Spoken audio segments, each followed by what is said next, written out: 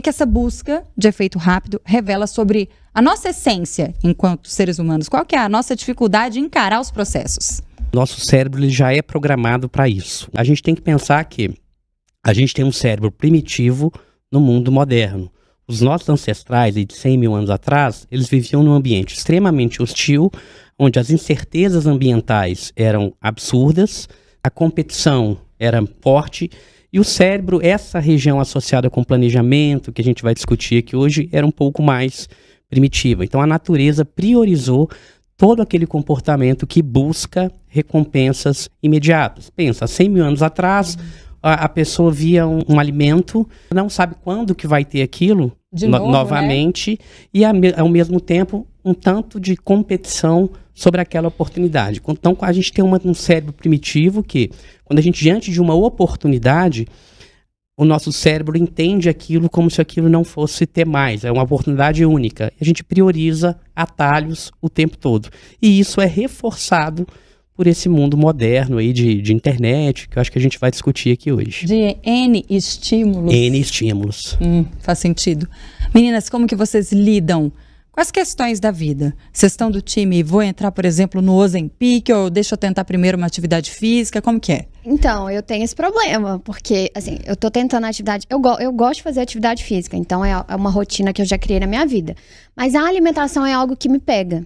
Inclusive, eu tenho até uma dúvida. Tem uma teoria circulando de que a gente precisa de 21 dias para criar um hábito. Assim, seja na alimentação, no exercício físico, que você fizer aquilo durante 21 dias, você criou esse hábito. É verdade? Tem algum fundamento isso? Não, isso não é verdade. Eu tava achando que tinha. O melhor é que ele foi no secão mesmo. Não, Poliana. Para de acreditar nessas loucuras. Vai, me conta. Primeiro, depende do hábito.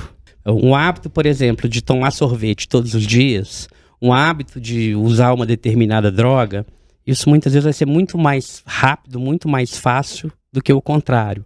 Nosso cérebro faz cálculos o tempo inteiro sobre vantagem e desvantagem. Ele reduz a incerteza para a gente executar um determinado comportamento.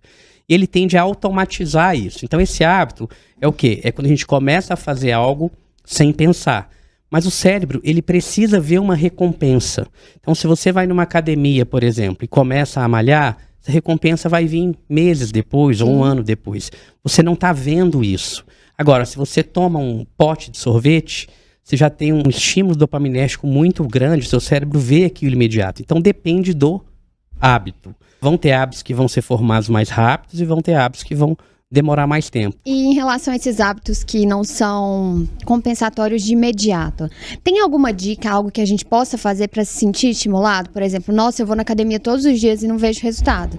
Como que eu faço para me manter estimulado, assim, e continuar com essa rotina de exercício físico, por exemplo? A gente perdeu um pouco a noção de esforço. Pessoas, elas querem um resultado sem ter um mínimo de esforço. O próprio ambiente tecnológico tem tido uma configuração que favorece isso. Então, focar em pequenas metas, colocar prazo, né? A pessoa vai para a academia uma semana, ela já quer ter o corpo perfeito. De repente, olha, a cada mês eu vou, sei lá, perder tantos quilos, é um passo de cada vez, colocar metas claras, bem definidas, realistas. Muitas vezes a gente coloca metas que não são realistas, isso é um ponto importante. Existe um mecanismo no nosso cérebro que a gente prevê uma determinada recompensa. E o que é isso? Eu falo, eu vou ler 10 livros esse mês. Eu tenho minha vida toda atarefada, chegou no final do mês, eu não li 10 livros. Isso manda uma mensagem negativa para o meu cérebro, ou seja, aquilo que eu previ não aconteceu, isso estimula áreas do meu cérebro associado ao desconforto. Isso vai minando, eu tento e não consigo. A tendência é que eu desista. Então muitas pessoas colocam metas não realistas e aí obviamente não consegue alcançar e isso vai minando e a pessoa acaba desistindo. Então metas realistas, colocar um prazo. Realista também, né? Um prazo realista e metas específicas. Eu quero ter um corpo bonito. Não, o que é isso? Qual é a medida? Qual que é o peso? O que você está fazendo? Então uma meta específica, realista e temporal.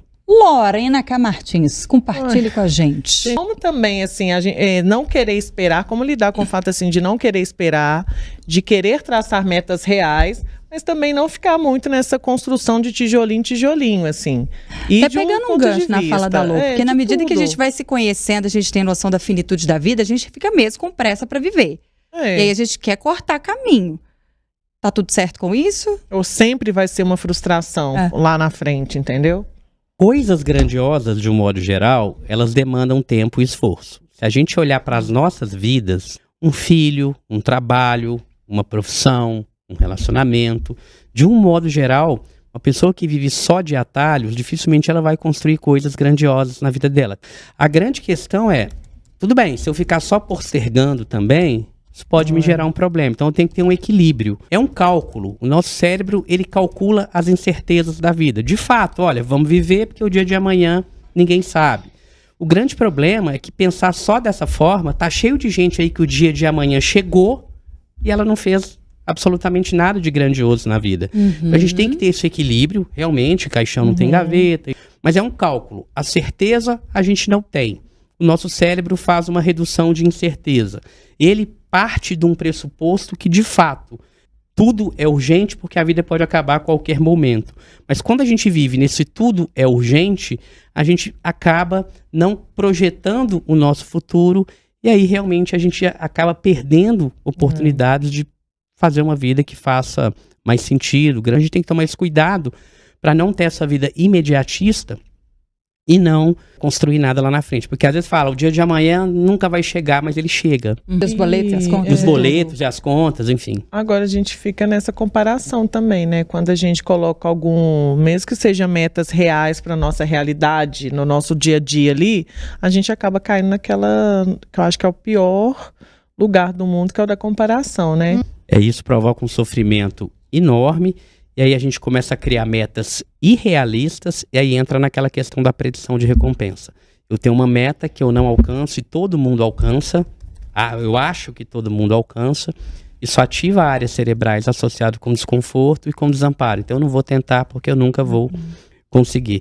E isso, na verdade, de um modo geral, a gente sempre vê a conquista do outro e o outro normalmente não fala o esforço. A gente não vê o esforço do outro, a gente vê só o palco das pessoas. Na internet a gente só vê isso.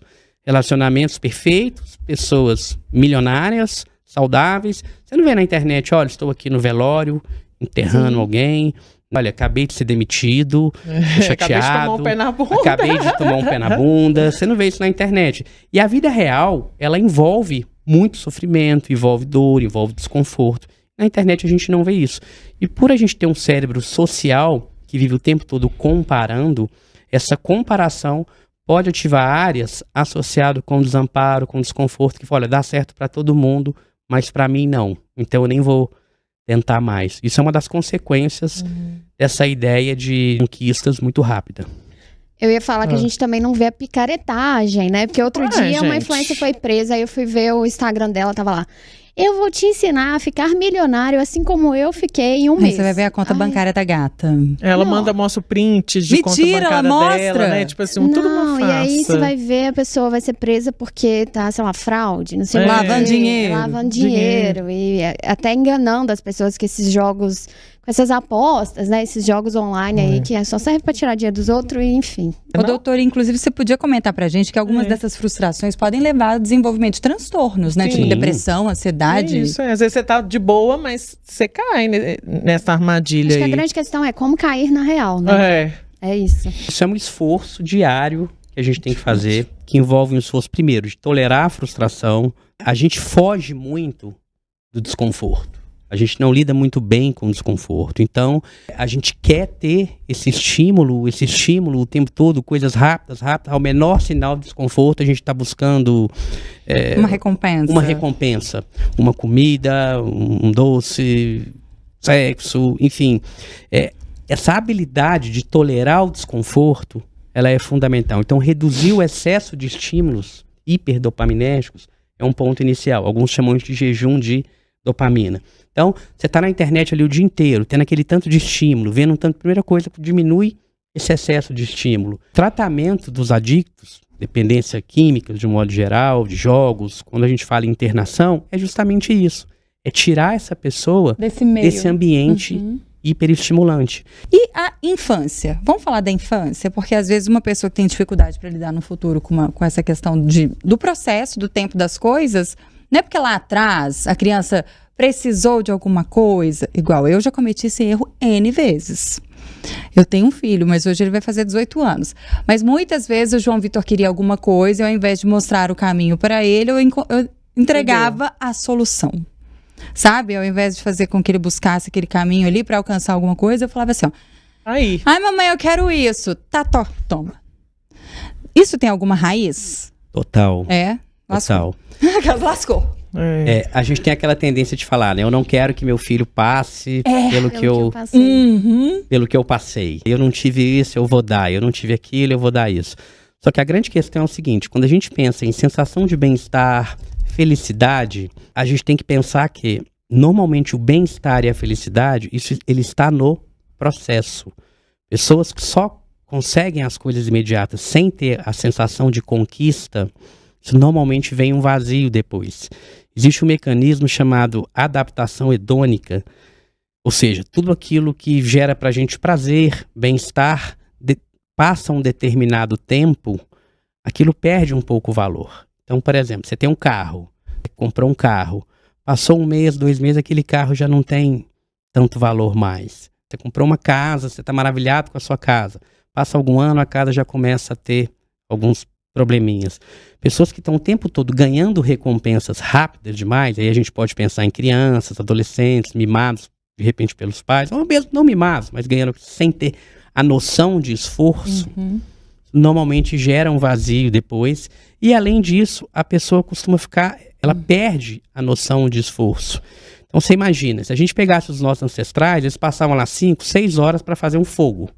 Né? Nossa, sim. Olha, um esforço gigantesco para fazer um fogo. E aí tá lá na fogueirinha, lá valorizava aquilo tudo. Hoje você tem um isqueiro, né? E mesmo assim a pessoa acha ruim. Ela quer esquentar no micro-ondas, né? Esquentar no fogão já não dá. Ela quer air fryer. Ela quer air fryer agora. Que nem tem fogo. Se o gás acabar, é o fim do mundo. Já é o fim do mundo. Então a gente tá mal acostumado com isso. Então a gente tem um cérebro primitivo no mundo moderno. Um cérebro que busca por recompensas imediatas com pouco esforço. E isso é amplificado pelas redes sociais. No passado isso foi interessante. Afinal de contas eu tinha um ambiente incerto, uma competição violenta, um cérebro primitivo nessa parte de tomada de decisão, planejamento. Mas hoje isso não é tão interessante mais porque sim, olha, o amanhã é incerto. Não é tão incerto assim. A gente reduz as incertezas da vida, mas é necessário projetar um pouquinho o futuro, visitar o passado, aprender com o passado, projetar o futuro e viver o momento presente. Ficar só no passado é ruim? É. Ficar só no futuro é ruim? É. Mas ficar no presente loucamente, sem olhar as consequências do que você está fazendo agora, isso também pode ser problemático. Quando a criança tem tudo muito fácil, se algum dia ela não tiver, ela vai sofrer mais e não vai aceitar esse não que a vida vai dar em algum momento. Sim, existem estímulos que naturalmente são reforçadores. Por exemplo, caminhar no parque, ver a natureza, conversar com um amigo, tudo isso naturalmente gera recompensa na gente. Na medida em que eu começo a colocar um tanto de estímulos, alimentação, videogame, presentes em excesso, sem esforço, aquilo que antes era recompensador perde o valor. Então, às vezes os pais falam assim, olha, meu filho não gosta de estudar, meu filho não gosta de fazer nada, ele só fica em televisão. É claro que ele não gosta de fazer nada. Ele tem coisas ali para ele que dão muito mais dopamina do que aquilo que naturalmente daria. Não, e às vezes você até institui o hábito, por exemplo, da leitura no seu filho, falando, se você ler 10 páginas aqui, depois eu te dou o telefone. Sim. Aí eu já fazer aquela associação absolutamente equivocada, né? De que o prazeroso, de fato, vai ser só o telefone no depois. Ô, doutor Bruno, posso ver umas participações aqui pra gente? Claro. Vamos lá, Val Luana. Tudo tem o tempo certo para acontecer, não adianta a gente lutar contra isso. Ela falou que ela mesma levou 3 anos para ser feliz com o belo macho alfa dela, antes de largar o traste do ex-marido. É. Isso se aplica a relacionamentos também? Claro que aplica. A pessoa, às vezes, ela tenta uma, tenta duas, tenta três, ela acredita que nunca mais vai conseguir nada, e, eu tenho um dedo podre, e começa a se isolar, começa a evitar relacionamentos. Então, tem pessoas que eles falam, olha, eu não quero me relacionar mais. Muitas vezes é por isso. Tentou uma, tenta duas, tentou três, não deu certo. Aí o atalho é ficar com traste. Não é que o atalho é ficar com traste, mas não tem atalho. Entender que nada é fácil na vida. Que um relacionamento é algo difícil. Ter um relacionamento duradouro não é fácil. E talvez uma das dificuldades atuais em termos de relacionamento é isso. A gente vê relacionamentos perfeitos, tudo maravilhoso, sem brigas, sem discórdia, todo mundo vivendo muito bem. Esse imediato de ter um relacionamento perfeito tem problema em todo relacionamento. Não estou falando aqui de relacionamento tóxico, pelo amor de Deus. Mas todo relacionamento, até um relacionamento saudável, vão ter desavenças, vão ter momentos que você fala, quer ficar sozinho, pessoa chata, que não sei o quê. Isso acontece em qualquer relacionamento, até relacionamentos saudáveis. E as pessoas têm essa dificuldade de lidar com o desconforto. Isso, inclusive, é um dos mecanismos que a gente pode pensar em utilizar para vencer esse imediatismo. Hoje em dia, é o menor sinal de desconforto, você começa a sentir uma ansiedade, um desconforto. Já quer pegar o celular, já quer ficar rolando feed, já quer mandar mensagem para não sei quem. Então, a tolerância ao desconforto, ela é muito importante, até mesmo dentro de um relacionamento. Tem momentos que você não está afim de ir num lugar, mas você vai ter que ir para agradar outra pessoa, e o contrário, enfim. Então, acho que isso acaba afetando os relacionamentos, sim. A gente vive a geração da ansiedade. Eu queria saber se existem técnicas, algo que eu possa fazer no dia a dia mesmo, não uma fórmula, que eu sei que não, você já falou que não, mas alguma técnica, algo que ajude a gente a lidar com esse sentimento que também passa muito pela questão do imediatismo. Se a gente pensar de um ponto de vista assim, mais técnico, né, o mindfulness e a meditação, isso aí ajuda demais, porque são práticas que reforçam o nosso córtex pré-frontal. Tudo que a gente está falando aqui é o quê? A gente tem um sistema límbico, que é o sistema emocional, e a gente tem o córtex pré-frontal, que é essa região atrás da testa aqui, que balança, contrabalança com o sistema límbico. O límbico quer, porque quer tudo para agora. E o córtex olha, espera aí, límbico, vamos planejar aqui o nosso futuro. Então, a meditação ajuda nesse sentido. Tolerância ao desconforto, reduzir estímulos hiperdopaminérgicos, alimentação hipercalórica, celular, tudo aquilo que gera prazer imediato, álcool, enfim, reduzir isso. Planejamento, metas realistas. O ponto principal é metas realistas. Quando eu vejo algo, eu tento e não consigo. Isso joga a minha ansiedade lá em cima, predispõe a diversos transtornos neuropsiquiátricos, ansiedade, depressão, até o uso de substâncias, álcool, enfim, metas realistas. E a gente perdeu essa noção. Hoje uma pessoa cria um vídeo, posta na internet, teve 2 visualizações, ela desiste de criar um canal, por exemplo. Faz uma live, ninguém viu, ela fala, não quero isso mais. A pessoa abre alguma coisa e não dá certo, faz tocar um instrumento, treinou ali 15 dias, tá difícil. As pessoas perderam a noção do esforço. Então a gente vê muito metas absurdas. A pessoa coloca, eu quero ter um corpo perfeito. A pessoa passou uma vida inteira, sedentarismo, alimentando mal, ela está com sobrepeso. Aí ela decide, agora eu quero ter um corpo perfeito. Ela demorou, de repente, 5 anos, num estilo de vida não muito saudável, mas ela quer ter um corpo perfeito com 1 mês. É um processo, né? É um processo. E ela cria uma meta que não é realista. E aí, de repente, ela toma um atalho, toma um Ozempic, por exemplo. Ela até consegue perder muito peso, mas em troca disso, ela vai ter problemas de saúde e provavelmente depois ela vai ganhar peso de novo. E isso vai gerar ansiedade, frustração. Então, aprender a esperar não é fácil, e metas realistas. Você está melhorando 1% ao dia ou você está piorando 1% ao dia? E começar a ver isso, enxergar. A gente só vai em busca de algo que a gente vê. Se eu estou estudando e estou achando o estudo muito difícil, é porque eu não estou vendo valor naquilo, eu não estou vendo um motivo para aquilo. O esforço, ele está muito atrelado à percepção de valor. Se você chegar para um menino, para uma criança e falar assim, olha, joga bola, se ele gostar de futebol, o esforço é muito pouco. Agora, vai estudar, se ele não gostar de estudar, o esforço é muito grande. Então, essa percepção de esforço, ela está atrelada com valor e com ver valor naquilo que você está fazendo. Não, você falou de metas realistas, eu acho que é importante também a gente criar metas prazerosas, né? Tipo assim, a minha meta esse ano é viajar para tal lugar. Eu acho que isso acaba dando um estímulo maior, vou guardar dinheiro para fazer isso. Um estímulo maior para você conseguir mesmo e não se frustrar no meio do caminho. Sim, mas aí é importante que essa meta seja realista, Sim. porque se chegou no final do ano, você colocou uma meta muito alta e não conseguiu, A frustração é enorme, isso né? tem um efeito contrário. Uhum. Né? A predição de recompensa é, você visualiza uma recompensa e você se esforça para ter aquela recompensa. Se você consegue a recompensa ou acima da sua recompensa, esse ano eu vou trabalhar muito, eu vou viajar, sei lá, para a Europa. Aí chegou no final do ano, eu viajei para a Europa, para 3 países, eu ia viajar só para 2. Então, a minha predição de recompensa foi maior, eu planejei uma coisa e consegui mais até do que eu planejei. Isso vai gerar memórias em mim e vai modular o meu sistema de recompensa para que eu continue fazendo aquilo. Se eu tenho uma predição de recompensa negativa, né, eu planejei, final do ano eu vou para a Europa, né? Mas aí não consegui, de repente, nem ir para uma cidadezinha do interior aqui de Minas. Eu vou criar memórias que não adianta eu me esforçar muito para eu conseguir aquilo dali. Então é importante a meta ser realista, que cada vez que você coloca uma meta e você consegue fazer ela, você está regulando todo o seu sistema de recompensa, uma regulação positiva. Você está modulando aquilo para que aquele comportamento se perpetue, se mantenha. A gente está falando de redes sociais, mas, por exemplo, livro de autoajuda existe desde sempre para sempre. E que estabelecem ali essas réguas também do que a gente tem que fazer, etc., para alcançar os nossos objetivos. E aí fica parecendo, doutor Bruno, mais uma vez a gente na questão da régua, né? Que a gente tem uma limitação para errar. Mas a gente tá liberado, né, cara?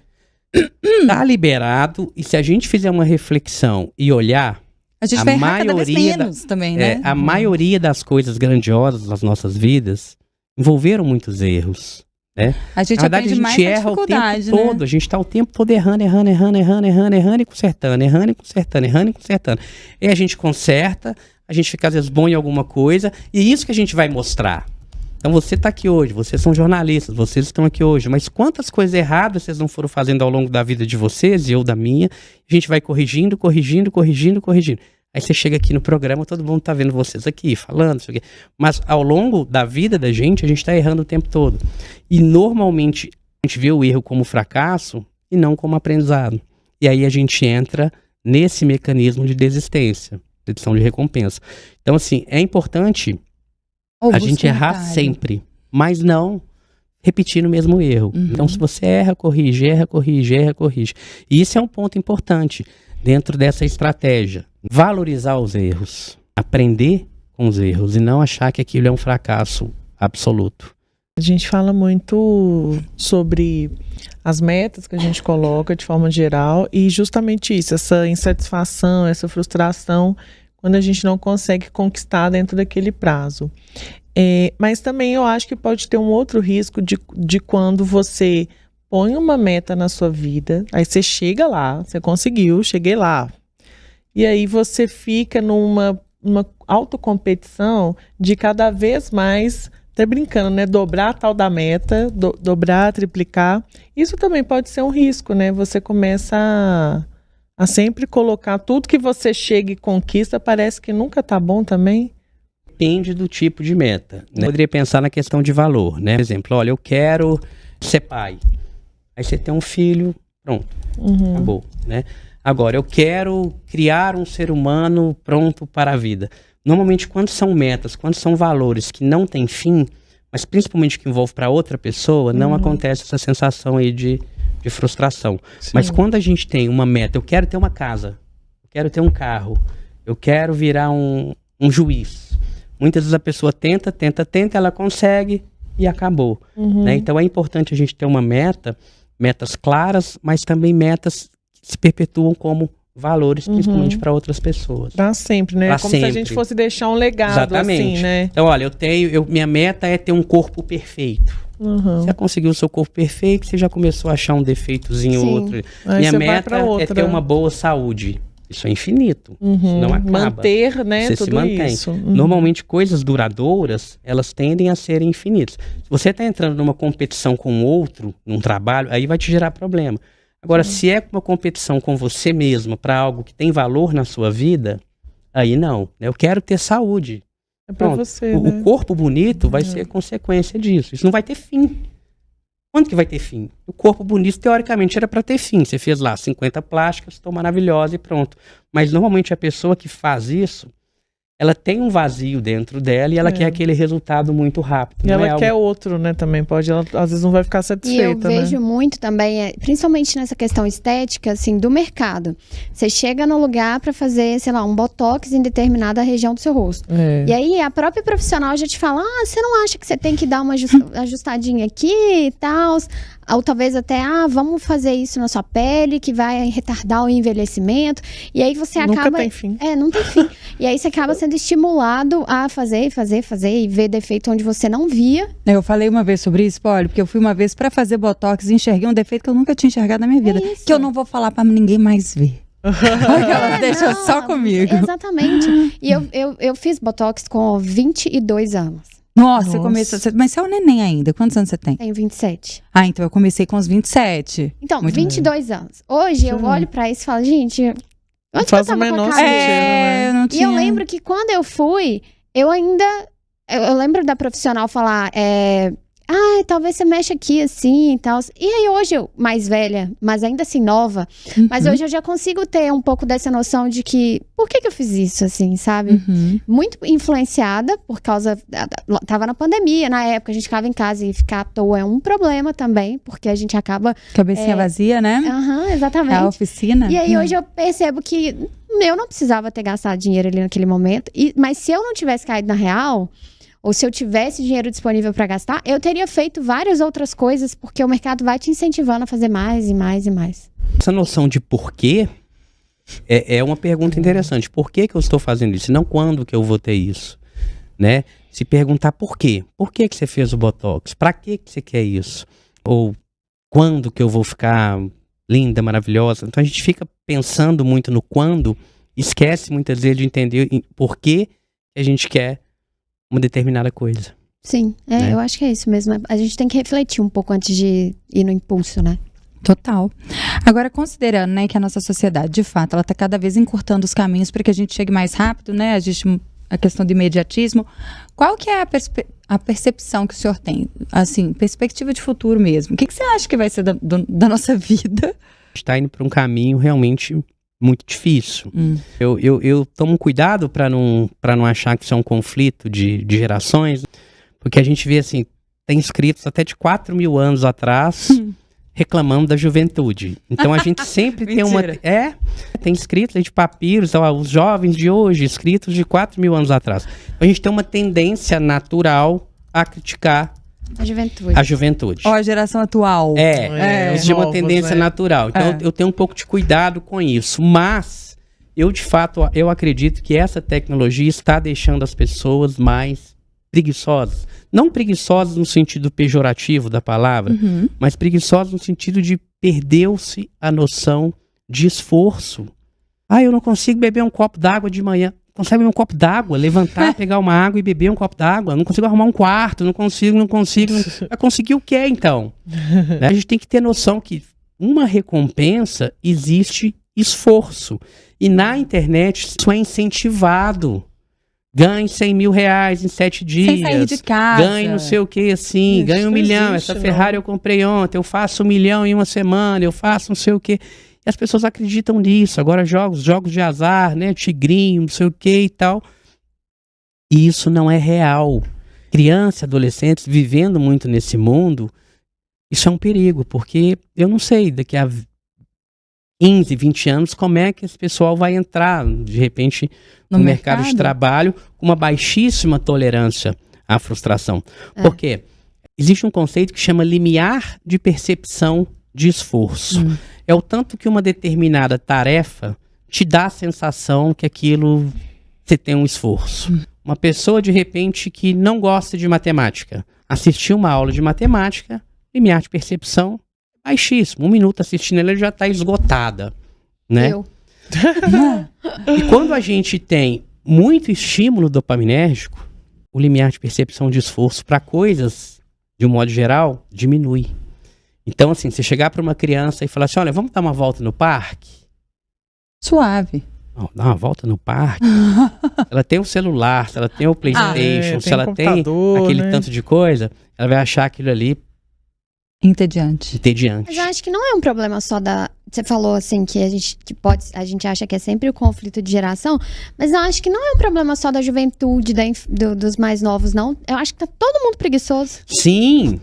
Sim. O mundo atual, né? O mundo assim, atual, né? concordo com você, mas eu acho que neles o impacto é pior porque eles nasceram nisso. Sim, né? é verdade. Com certeza, você tem total razão. Eu acho que isso está geral. O limiar de percepção de esforço de todo mundo diminuiu por conta das facilidades, né? Você dá um isqueiro, né? Eu quero micro-ondas. Antigamente, os ancestrais, era 6 horas para fazer um fogo. Outro Bate dia, pedra. meu pai foi na padaria na esquina lá de casa. É. Vou de carro. Eu tô assim, o quê? Você vai de carro? Não tô acreditando. Mas é isso, assim, a gente tem preguiça de andar, sei lá, 100 metros. 100 metros. Sim. Lamentável. Eli Medeiros, gente, vou ter que registrar a participação dele, porque é claro. aniversário dele, tá, gente? Na sexta-feira. E ele já falou que já tá sofrendo de ansiedade. Ele falou, tô louco pra chegar sexta, meu aniversário. Eu sei que vou ganhar um presentão da minha mulher enquanto parentes e até a bancada do Interessa. Nem os parabéns vão me dar. Ai, que ansiedade. Não, e ele tá Registro. colocando a expectativa no presentão da mulher, aí se a mulher não der nada, vai ficar frustrado. Vai ficar tá pondo a frustrado. expectativa Predição de também. recompensa. Né? Depositando a alegria do dia dele. No presentão. No presentão e nos parabéns. Contente-se com os parabéns. E tá registrado os parabéns, viu? Na sexta não vou estar aqui não, então já deixo registrado. Beijo pra você, Eli. Pedro Caldas falou que uma fórmula não, mas ouvi de um professor de karatê que eu fiz curso com ele há muito tempo que quando o talento não faz, o trabalho duro faz. Então melhora um pouquinho todo dia, um pouquinho que seja. É dessa dificuldade de reconhecer o pouquinho que a gente falava, né, doutor? Ponto interessante é a gente saber para onde a gente está indo, né? Então, o que você quer? Isso, nem todo mundo tem isso muito Você claro. acredita que é uma coisa que me pega muito? Esse negócio de fazer, por exemplo, resolução de ano novo. Às vezes eu traço metas, mas elas realmente são desse nível. Ah, quero chegar em tal lugar, mas qual é esse lugar especificamente? É muito difícil. É muito difícil, né? Eu tenho umas pequenas dificuldades. E se eu não tiver meta, é um problema? Tipo assim, às vezes eu não quero. Hoje em dia, se você virou o ano, se você não tiver uma meta, você tá errado, assim, passa essa impressão. E se eu não quiser, assim, se eu quiser viver um dia de cada vez e tá tudo bem, sabe? Normalmente, quando a gente fala, vou viver um dia só de cada vez e tá tudo bem, muitas vezes isso vai ter uma determinada consequência. Uhum. Eu quero viver um dia de cada vez, então hoje eu não tô afim de trabalhar, eu não vou. E aí? Vai acabar sendo demitida, desligado, enfim. Então, eu tô entendendo o que você tá falando no sentido assim, de metas, eu quero ter uma casa, eu quero ter um carro, eu quero ter alguma coisa, eu quero subir na minha profissão, eu quero fazer uma pós-graduação, eu quero... Tudo bem, você tá querendo dizer o seguinte, você está bem do jeito que você está. Uma meta poderia, eu quero me manter assim, mas tá bem do jeito que tá? Então, a sua meta é se manter do jeito que tá, com bons relacionamentos, mas a gente ter uma direção, um senso de propósito. Propósito é diferente de meta. Então, eu tenho um propósito de formar 2 bons homens. Esse, inclusive, é o meu propósito. Eu tenho 2 filhos. Isso não tem fim. Percebe que isso não tem fim? Não é o que tem fim. Eu tenho um propósito de ter um carro maravilhoso. Você não tem esse propósito. Tá longe disso. Agora, para isso, se eu tenho esse propósito, eu falo, poxa, eu não posso chegar em casa e chapado, bêbado na frente deles, por exemplo. Entende? Eu tenho que tomar cuidado com uma série de coisas. Agora, se você sabe para onde você está indo, é muito melhor.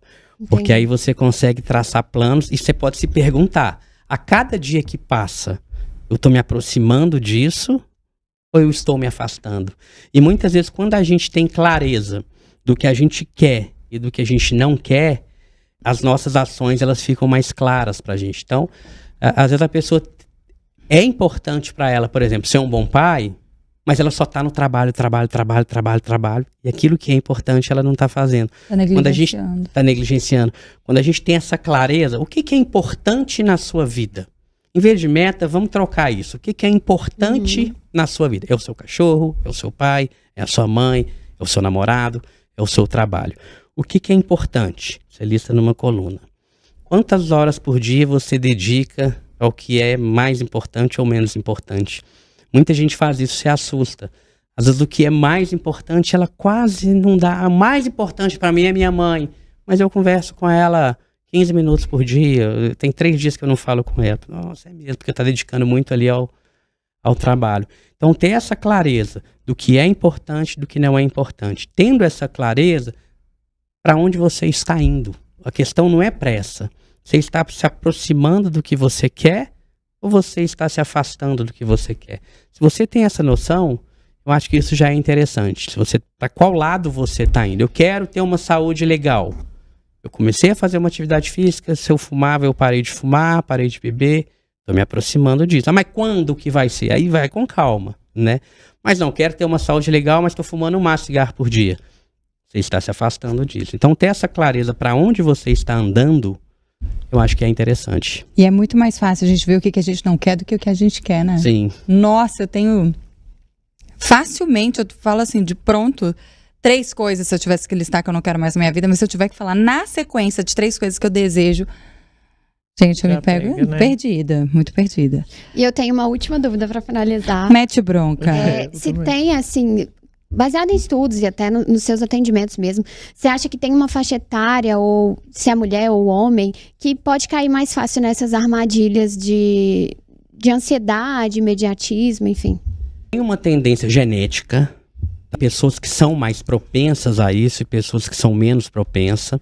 E em termos de faixa etária, aí, com um certo cuidado que eu falei aqui, eu acredito que pessoas mais jovens sim. Porque já nasceram nessa era da comparação. A gente sempre está comparando mesmo de fato com o outro. Mas uma coisa é eu comparar ali com o meu vizinho, os 2 vizinhos do lado, os 2 vizinhos da frente. Outra coisa é eu comparar com o mundo inteiro. Sempre vai ter gente muito melhor do que eu, muito melhor do que você. E se a gente está atento a isso aí nas redes sociais, a gente começa a se frustrar e buscar soluções imediatas. Então eu acredito que pessoas mais jovens têm essa tendência natural a buscar por recompensas imediatas. Perdão, o ser humano já tem essa tendência natural. Acho que os mais jovens, por conta dessa influência do meio, estão mais propensos, mas tem características genéticas. A gente fala um traço de personalidade chamado conscienciosidade, é um dos grandes traços de personalidade, quando a gente analisa a personalidade de alguém. E mede justamente isso, o tanto que uma pessoa tem uma propensão a retardar gratificações imediatas, o quanto que essa pessoa consegue tolerar um desconforto, esperar um pouco em prol de algo maior. Pessoas que conseguem retardar gratificações em prol de algo melhor, essas pessoas conseguem grandes feitos em comparação com pessoas que têm uma dificuldade de esperar. Pessoas com dificuldade de esperar, normalmente, dificilmente vão alcançar aqueles objetivos que elas traçaram para ela. E lembrando, o objetivo está muito associado com valor, o que você quer de fato para a sua vida. Só pra gente encerrar, não tem muito a ver, não. A Neucilene tá participando aqui, mas ela tá muito ansiosa. Ela mandou mensagem, ela falou, Neucilene Alves, ela falou, doutor, tomei... Ela disse o nome das medicações aqui, eu não vou falar, porque vai que o povo começa a tomar também. Mas uma começa com Ser, a outra começa com Velan, enfim. E ela falou que não melhora a irritabilidade. Ela tem 39 anos, os exames estão ótimos, tem acompanhamento com psiquiatra, psicólogo. É menopausa, sudorese, é sintoma de ansiedade, TAG, que eu estou diagnosticada. Eu tô ansiosa para saber o que eu tô passando. É difícil, obviamente, não tem jeito, mas assim, esse é um ponto importante. Se a gente pegar dentro mesmo da psiquiatria, a gente tem medicações que de fato tratam os transtornos. Por exemplo, se a gente pensar num transtorno depressivo, um transtorno de ansiedade, a gente tem medicações antidepressivas, é o nome de antidepressivo, mas trata também outros transtornos, inclusive transtorno de ansiedade. Essas medicações demoram, em média, 4 a 6 semanas para começar a fazer efeito. Muitas vezes eu vou precisar fazer ajuste de dose. Se não dá certo, eu vou ter que trocar, vou ter que fazer associação. Então, normalmente, a gente vai precisar ali 1, 2, às vezes até uns 3 meses para a pessoa começar a perceber que ela está ficando muito bem. E a gente tem outro grupo de medicamento, são os tarjas pretas, que fazem um efeito mais imediato. A pessoa toma ali, passa 5, 10 minutos, ela já começa a se sentir bem. E o que acontece? As pessoas param de verdade com o tratamento, que demora 2, 3, 4 meses para fazer efeito, e começa a insistir nas medicações tarja preta. Então, acho que tem muito a ver com o tema, inclusive. Com o tema, Olha o atalho aí de então, novo. esse é um problema. E isso favorece, inclusive, eu recebo um paciente e falo assim, nossa, a medicação do fulano ali é uma medicação muito boa e tal, não sei o quê. Por quê?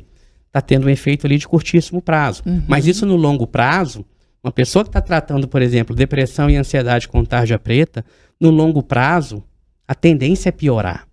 Mas o nosso cérebro, ele é imediatista. A pessoa, ela considera ali a primeira, segunda semana, primeiro mês, eu tô beleza. Então, esse remédio é bom.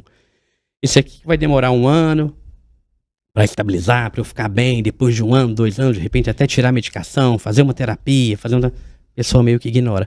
E, infelizmente, quando a pessoa aposta nessas medicações rápidas, muitas vezes a pessoa acaba ficando dependente dessa medicação.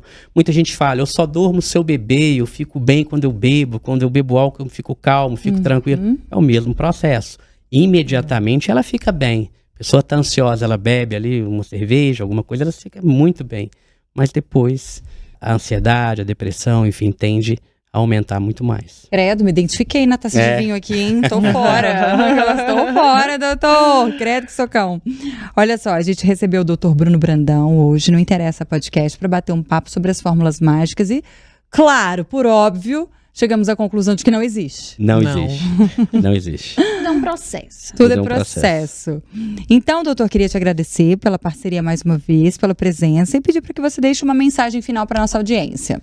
A mensagem final é: o que você tem feito hoje te aproxima ou te afasta dos seus sonhos, dos seus objetivos, e por que você faz isso?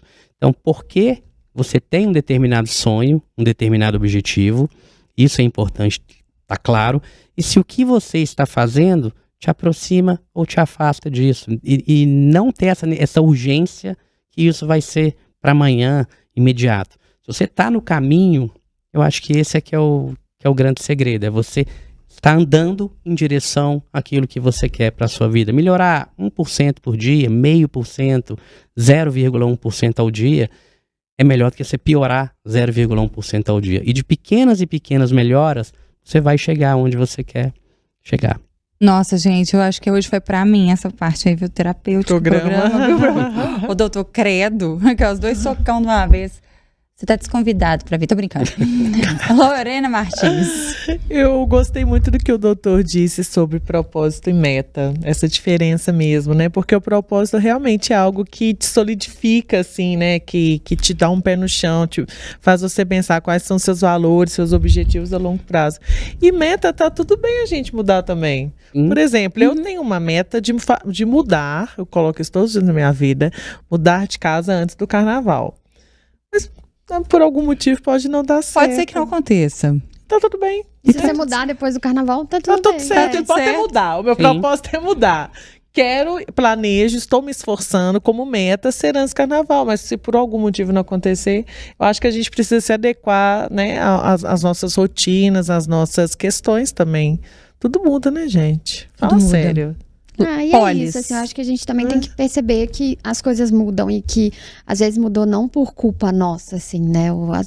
A gente não consegue prever o futuro, o amanhã, então algumas considerar coisas todas as vão variáveis, fugir do né? nosso controle mesmo e tá tudo bem.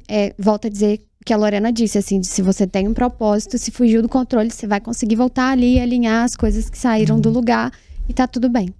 Joel quer saber por que você quer mudar de casa. Eu falo com ele que só no próximo interessa. Só no próximo interessa, eu vou te contar a verdade. Gente, obrigada pela audiência. Segue a gente no Instagram, @ Programa Interessa. E até a próxima. Tchau! Tchau, gente!